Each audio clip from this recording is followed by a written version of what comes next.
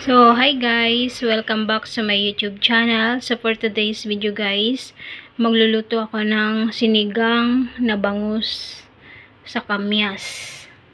So, meron tayo ditong kamyas, bangus, at yung mga ingredient, luya, sibuyas, kamatis, paminta, talong, sitaw, sili, at imbis kangkong, ang gagamitin natin ay alokbate. Kasi tamad na akong lumabas. So, ayan ang ating lulutuin for today. Sinigang na bangus sa kamyas. So, luto na tayo. So, bago ang lahat, ako nga pala si Charms Vlog. So, kung bago ka pa lang sa aking YouTube channel, please subscribe and click notification bell para updated ka sa mga susunod kong video. Salamat!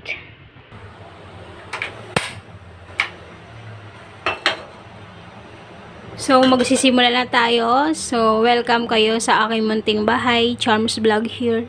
So, for today's video, magluluto po ako ng sinigang na bangus sa kamyas, guys. So, sana panoorin niyo itong vlog ko. So, ito, sumalang na ako ng kawali. At pinapatuyo ko na yung tubig. At maglalagay na tayo ng mantika.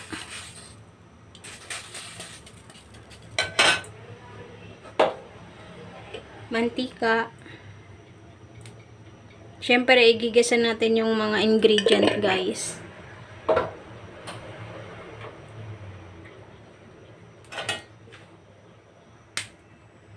Siyempre, walang bawang. Uunahin natin yung sibuyas.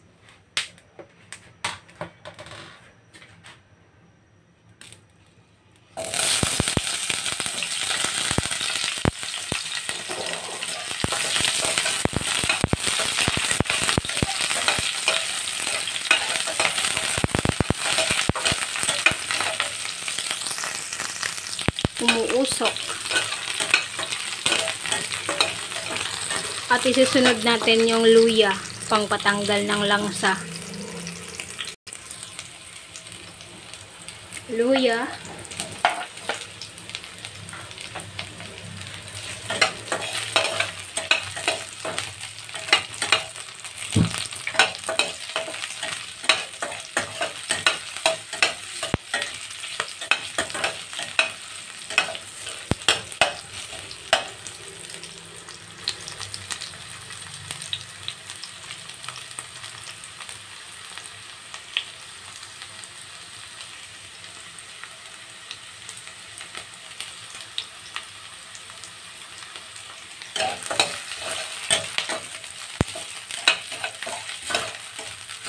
Ilagay ko na rin yung kamatis.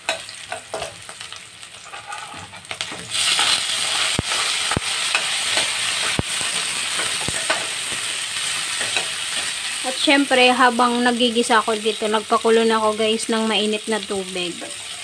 So, para hindi na aksaya sa gas. Para pag nilagay dito guys sa ating ginigisang ingredient, ay kulo na. Naka-ready na.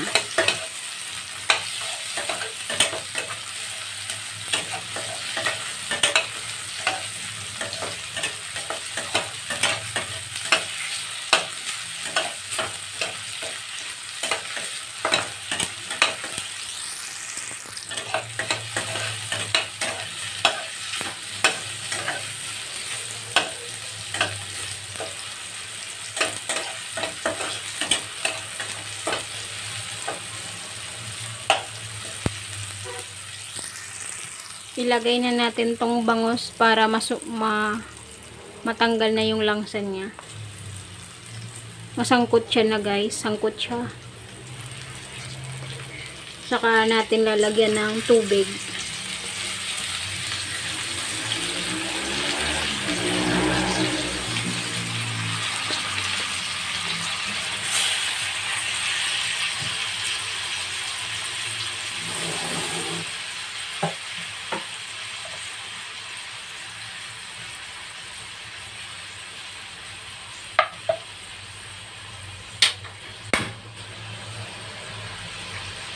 So, bakit namatay yung apoy?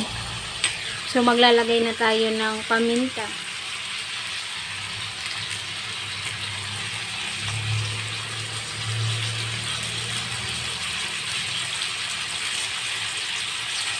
Pamintang buo at pamintang durog. Bahala kayo kung ano yung gusto niyo.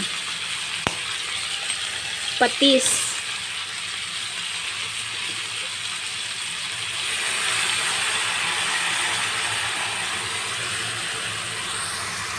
At takpan. So, after 2 minutes, bubuksan natin. So, after 2 minutes, bubuksan ko na, guys. Lalagyan ko na ng mainit na tubig.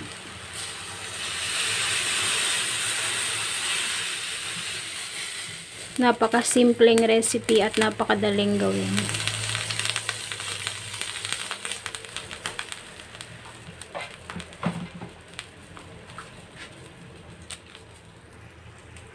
So, nakita nyo guys, kulo na agad kasi may init na tubig na yung nilagay ko. At maglalagay tayo ng Ajinomoto.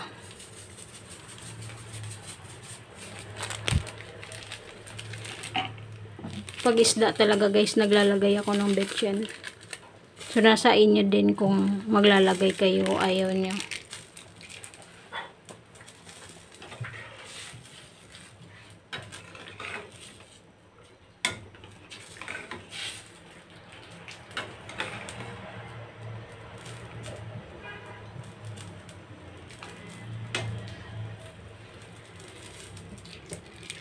So, hahayaan lang natin siyang kumulo muna. Kasi hindi naman to minamadali. Pag matagal, masarap. Pag minamadali mo, bitin. Charot. Silipin natin. After 2 minutes. Ayan, kulong-kulo na guys. Yummy, yummy. So, syempre, hindi pa yan tapos. Papakuluin pa natin yan ng ilang minuto bago natin ilagay yung mga gulay. Takpan ulit natin. So, ngayon guys, ilalagay na natin yung gulay. Sili muna, sili. 2.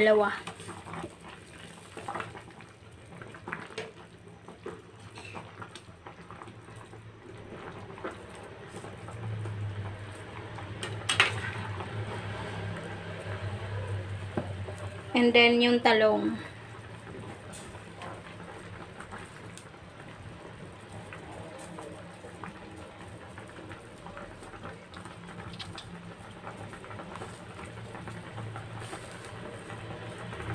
Ilubog natin para hindi umangitim. Sensitive tong talong eh. Parang negro. Char. Maitim. Sorry.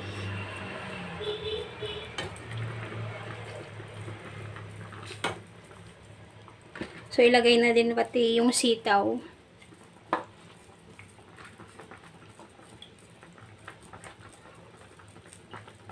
Ayan, sitaw. Kasi pag nilagay natin yung kamyas, hindi na siya lalambot. So, lutuin muna natin tong gulay bago natin ilagay yung kamyas. So, syempre guys, dapat mahina na yung apoy para hindi masyado maluto yung gulay. Hindi madurog.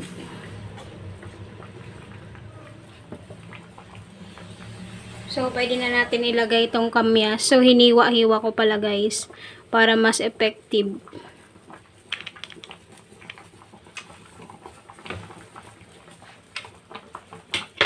Ayan, syempre, tatakpan natin yan muna.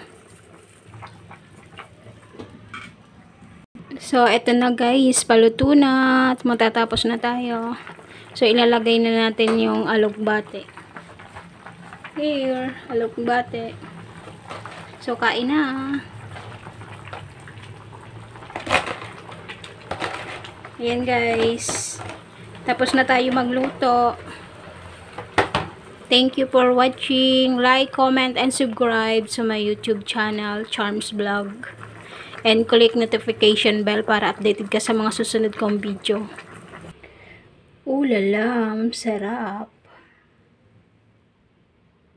Sinigang na bangus sa kamyas at alokbate. Yan lang. Bye!